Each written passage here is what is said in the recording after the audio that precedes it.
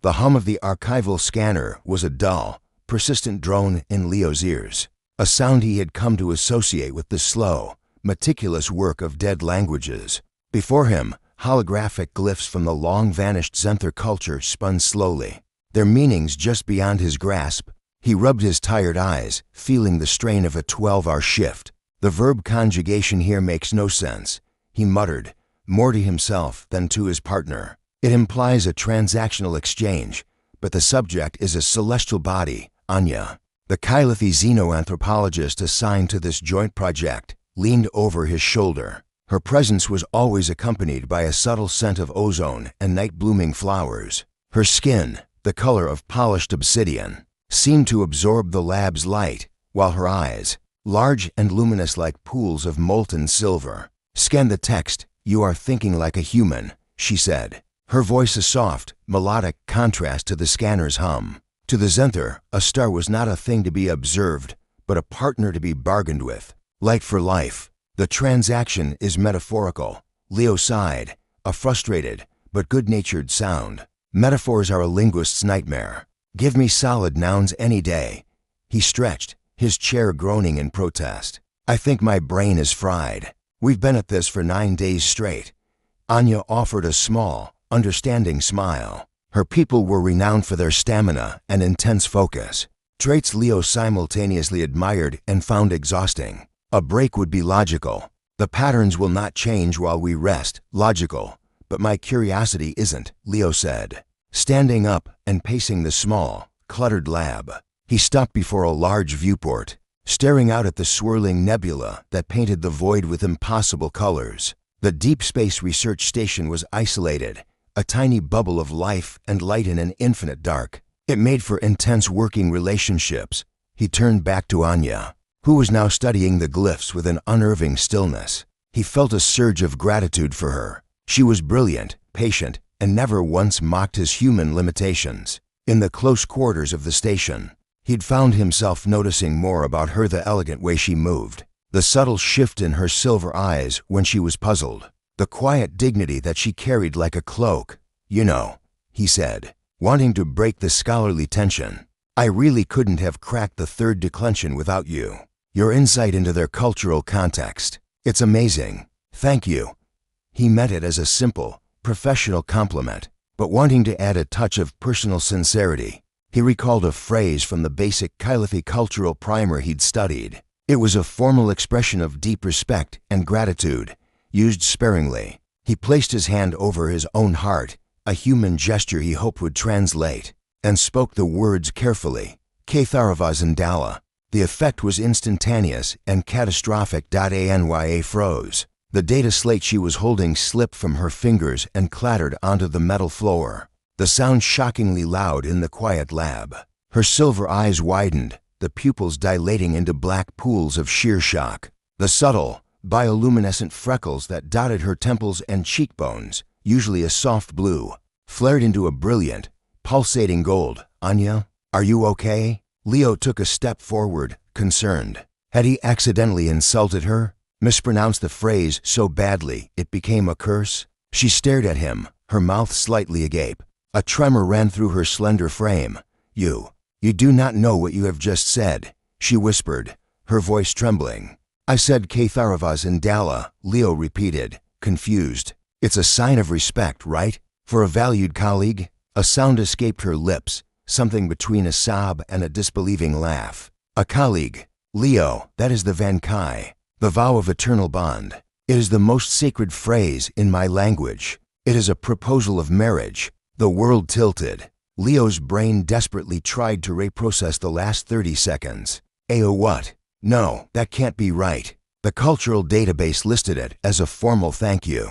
"It is a thank you," Anya cried, her hands flying to her own chest, mirroring his earlier gesture. "It is a thank you for the gift of a shared life. The hand over the heart seals it.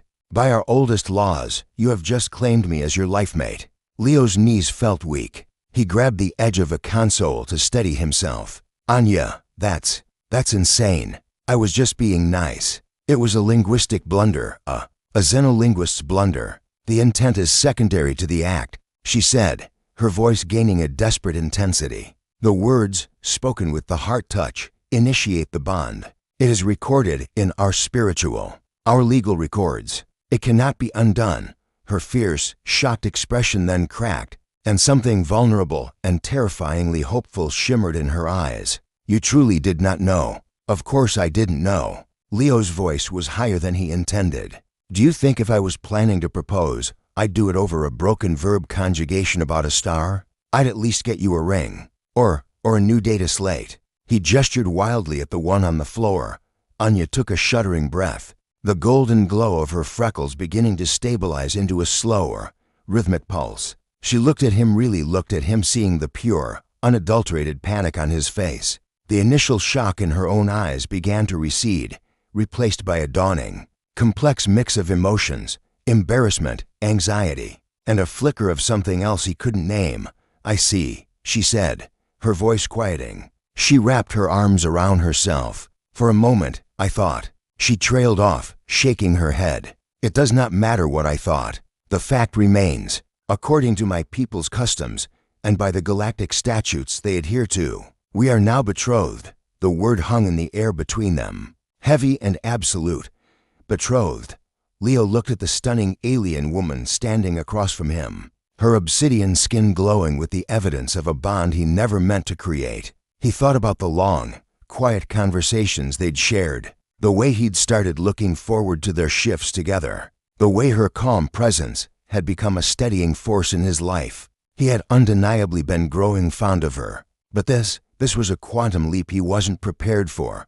Okay, he said slowly, sinking back into his chair. Okay, let's just take a minute. So you're telling me that because I tried to be polite and culturally aware, I accidentally married you? Enya's lips twitched, the ghost of a smile touching them. Not married, not yet, but the contract is sealed. The intention to merge our paths is now formally declared. Leo put his head in his hands. This is going to be one hell of a report to file. The report is the least of our concerns, Leo. Anya said softly, her silver eyes holding his. The real question is, what do we do now? The silence in the lab stretched, thin and taut, after Enya's question. Leo could only stare at her, his mind a frantic whirlpool of denial and a strange, burgeoning panic. What do we do now? He had no earthly or galactic idea. First, he finally managed, his voice rough. First, we verify. We check your cultural databases, my cultural databases. There has to be a mistake, a mistranslation. Maybe the phrase has a colloquial meaning you're not aware of. Anya nodded, her movements still unnervingly stiff. That is logical. She moved to her console, her fingers flying over the interface with a sharp, precise energy. Leo did the same, pulling up the Terran linguistic archives, his heart hammering against his ribs. For 10 minutes, the only sounds were the tapping of keys and the hum of the station. It was Leo who found it first, a deep, supplemental file buried in the Galactic diplomatic protocols. He read it, his hope draining away with every word. Katharva Zandala. He read aloud, his voice flat. The eternal vow, a binding, premarital contract recognized under Galactic interstellar law. Initiation requires spoken phrase and simultaneous handover heart gesture by one party, witnessed by the other. Upon initiation, the contract is considered active and filed in the Galactic Union's Covenant Registry. Dissolution requires a formal hearing before the Galactic Conclave, and may result in significant social censure for the initiated party. He looked up from the screen, his face pale. It's real. It's a real, legally binding thing. Anya had stopped typing. She was simply watching him, her silver eyes wide. I told you. You didn't tell me it was in a galactic registry. Leo exclaimed, standing up and pacing again. Anya, this isn't just a cultural oopsie. This is a mess. My government doesn't even believe in arranged contracts. This could get me fired. It could get you recalled. I am aware of the consequences, she said, her voice quiet but firm. The shame of a broken Vankai does not only fall on me. It reflects poorly on my family, my mentors. It would suggest I was unworthy of the bond, unworthy. Leo stopped his pacing and looked at her, truly baffled. Anya, you're brilliant. You're one of the most capable people I've ever met. This is my fault, my blunder. the law does not care for fault, a new, authoritative voice said from the doorway. Both Leo and Anya spun around. Standing there was a Kylithy man, tall and imposing. His obsidian skin was etched with fine, silver lines that seemed to be tattoos of office, and his eyes held a timeless, assessing calm. Unlike Anya's soft, practical jumpsuit, he wore robes of deep gray that seemed to shift in the light. Mentor Kellen, Anya breathed, her posture straightening into one of deep respect. She dipped her head. Enyavel, Kellen replied, his gaze sweeping over her before settling on Leo. I felt the shift in the other. The registry pinged my vessel the moment the vow was logged. I came at once. He stepped fully into the lab, and the door hissed shut behind him, making the room feel suddenly much smaller. You are the human, Leo. It wasn't a question. Leo felt an instinctual urge to stand up straight, to prove himself. I am, and you are, Kellen of the Silver Threads, mentor to Enyavel, and elder of the Kylithy conclave for this sector. His voice was like smooth stone, devoid of warmth but not necessarily hostile. You have initiated a Vankai with my most promising student. I am here to oversee the formalities. Leo's stomach churned. Formalities? Sir, with all due respect, this was a massive mistake. I was complimenting her work. I didn't know. Intent is a cloud that obscures the clear sky of action, Kellen said, his tone infuriatingly calm. You spoke the words. You performed the gesture. The contract is sealed. The only formality that remains is your formal acceptance. Acceptance? Leo's voice cracked. You mean, you want me to agree to it? Officially. That is the nature of a contract. One party offers, the other accepts. Her witness of your vow was her implicit acceptance. Now, you must affirm yours. Without that affirmation, the bond remains in a fragile state. It can still be broken, but the stain of its breaking will forever mark Enyavel. Leo looked at Anya. She was staring at the floor, her shoulders slightly slumped. She looked more vulnerable than he had ever seen her. The brilliant, confident scientist was gone, replaced by a woman facing the ruin of her standing in a society he barely understood. The protective feeling he'd felt earlier surged back, stronger now.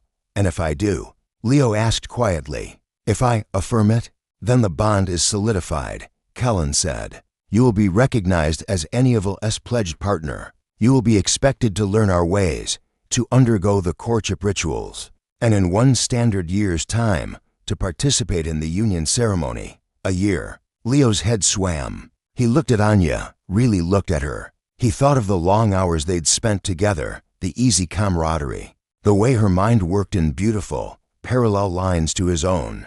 He thought of the scent of night-blooming flowers that seemed to follow her. Was the idea of being with her so terrible? It was the context that was insane, not the person. This is a lot, Leo said, his voice hoarse. I need time. I can't just decide my life like this.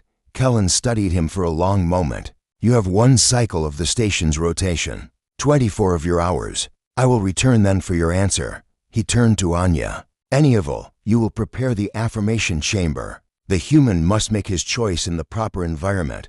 With a final, unreadable glance at Leo, Kellen turned and left, his robes whispering against the floor. The silence he left behind was even heavier than before.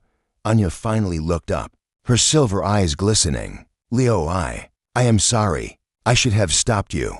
I should have realized your ignorance. It's not your fault, he said, his own frustration ebbing away, replaced by a weary numbness. I'm the linguist. I should have known. He walked over to her. Anya, what do you want? Forget the law. Forget the shame. If this had never happened, what would you want? She was silent for a long time, her gaze fixed on the swirling nebula outside the viewport. I do not know, she whispered. My path has always been clear. Study, achieve, honor my family. The Vankai was something for the distant future, a decision to be made with strategic care. But now, she finally looked at him, and the raw confusion in her eyes mirrored his own. Now it is here, and it is you, and the thought of you rejecting it. It hurts in a way I did not anticipate. It feels wrong. Leo's breath caught. Her words, so honest and unguarded, did something to him. They cut through the panic and landed somewhere deep in his chest. It feels wrong to me, too, he admitted, surprising himself. The idea of just walking away from you after this. It doesn't sit right. He ran a hand through his hair. Give me the night. Let me think. Let me process this. Anya nodded, a fragile hope kindling in her eyes. I will prepare the chamber. As Leo left the lab, his mind was no clearer, but the terror was slowly being replaced by a single, grounding thought. The woman at the center of this storm was Anya, and the thought of losing her presence from his life felt, inexplicably, like a far greater loss than gaining it under these bizarre circumstances. Leo didn't go to his quarters. He went to the station's arboretum, a vast, humid dome filled with the smells of earth and flora from a dozen worlds. He found a secluded bench beneath a sweeping fronded tree from Kylith and sank onto it. Head in his hands, the weight of the decision was crushing. On one side, a life shackled to a contract he never meant to make, a potential career disaster, and the terrifying unknown of an alien culture's expectations. On the other, the certain destruction of Enya's reputation and a hollow, aching feeling of loss that was already taking root inside him. Hey, mate, you look like you just lost a war. Leo looked up. His friend Ben, a fellow linguist with a perpetually rumpled appearance and a easy grin, was standing there, holding two steaming mugs. He shoved one into Leo's hands. Brought you coffee. You vanished after your shift. Leo took the mug, the warmth a small comfort. You could say that. Lost a war and accidentally enlisted in another one.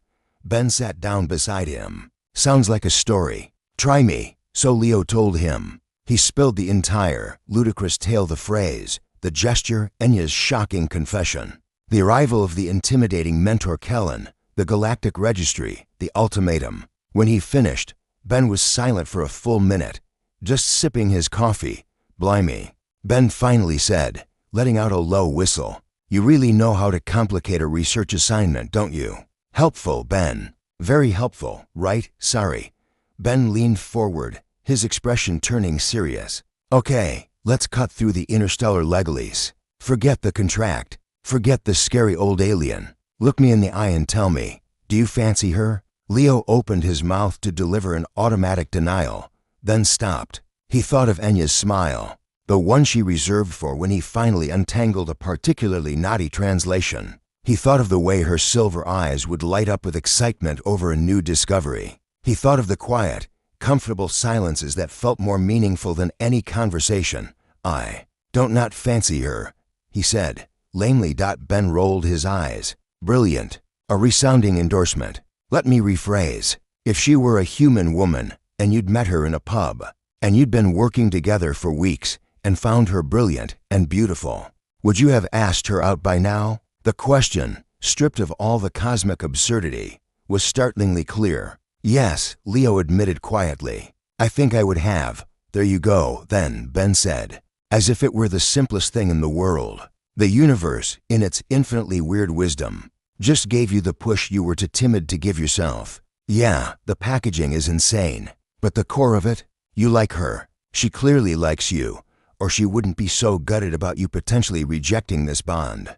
She said it would feel wrong if I said no, Leo confessed. See? So your choice isn't between freedom and prison. It's between taking a chance on something that was already there, or walking away from it because the introduction was a bit unorthodox. Leo stared into his coffee. Ben's logic was infuriatingly simple and persuasive. He was right. The panic had been over the how, blinding him to the who. An hour later, Leo found Anya in a small, circular room he'd never seen before. It was sparsely decorated, with soft, gray mats on the floor and a single, large crystal hovering in the center of the room, pulsing with a gentle, internal light. Anya was kneeling before it, her back to him. This is the affirmation chamber? He asked softly. She turned, and he was struck again by her otherworldly beauty. The low light made her obsidian skin gleam, and her silver eyes seemed to hold their own luminosity. Yes, the crystal is tuned to biosignatures. It will feel our choice, Anya, he said, walking closer. I've been thinking, and I talked to Ben, the loud one who tells jokes, she said, a faint smile touching her lips.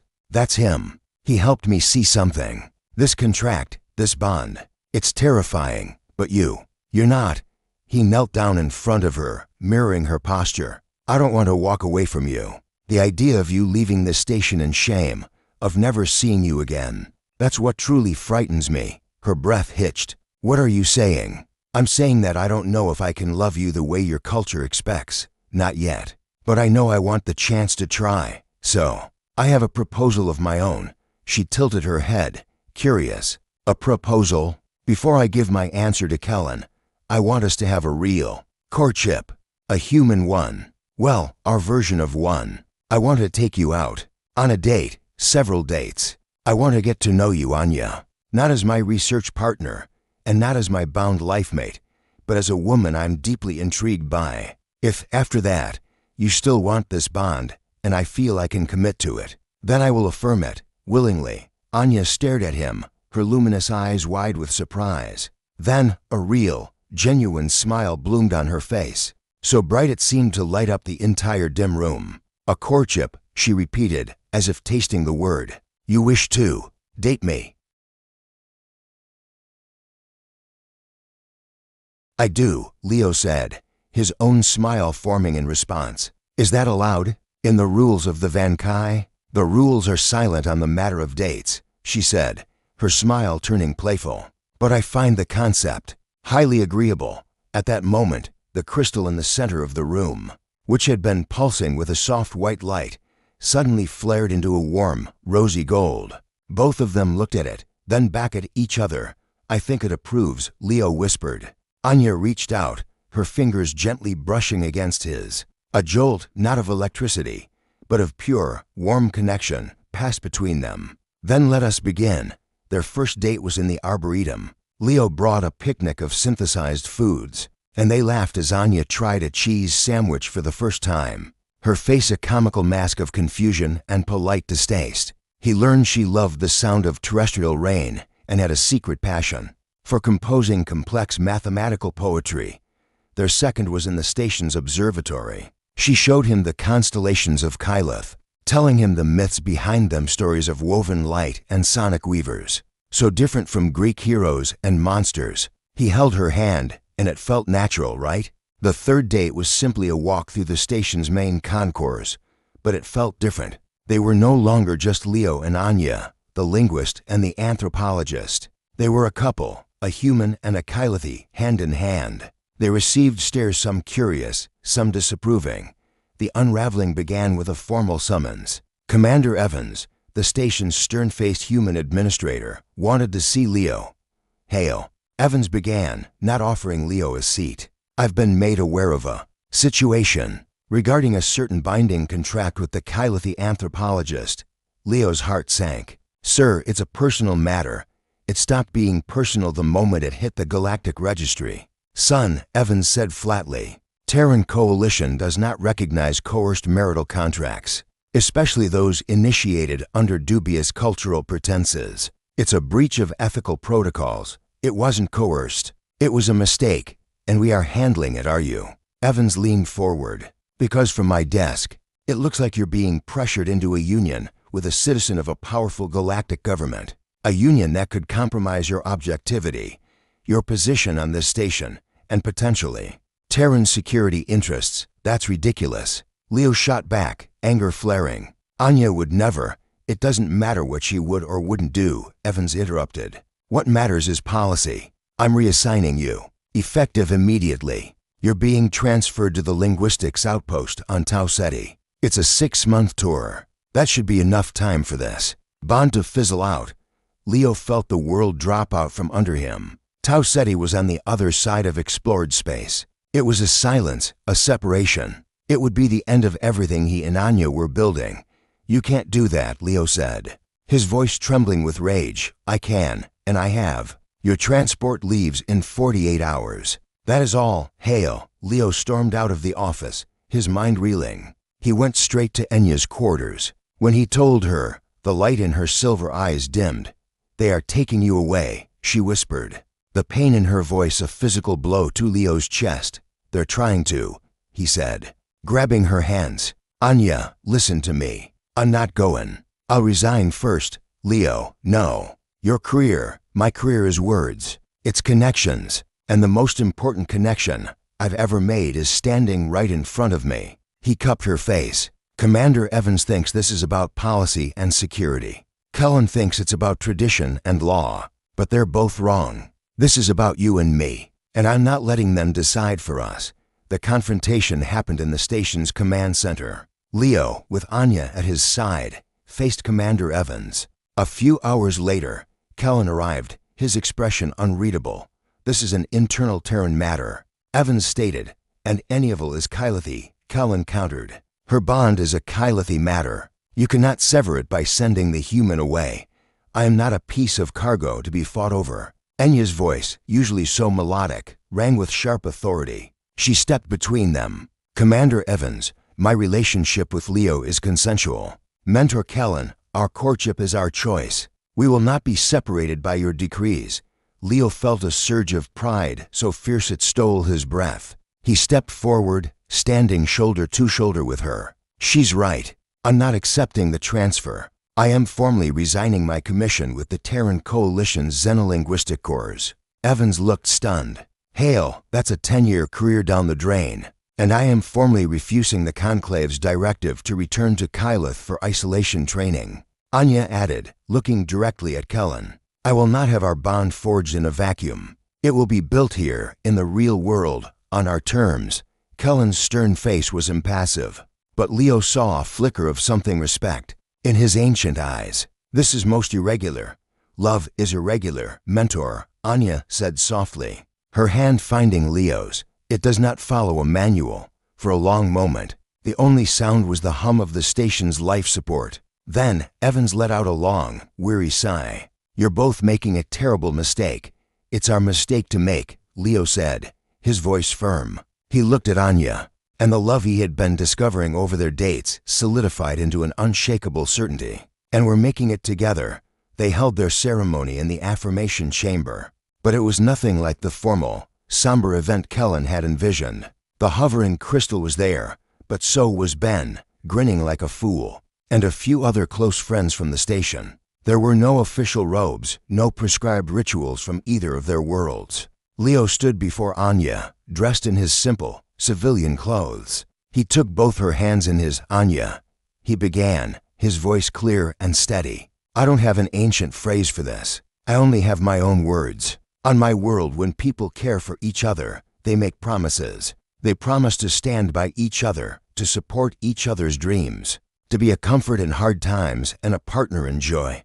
He squeezed her hands. "So I promise you that. I promise to stand by you, to honor your brilliant mind and your beautiful heart, to learn your ways, not because a contract demands it, but because I love you. I choose you." Tears, shimmering like liquid silver, traced paths down Enya's cheeks. When she spoke, her voice was thick with emotion, but her gaze never wavered from his. "And I, Leo of Earth, make my promise to you," she said. "In the tongue of my people, there is a word for a path chosen, not given. Shael Dara, it is that path I choose with you. I vow to walk with you, to share your burdens and your triumphs. I vow to respect your spirit and your strange human customs."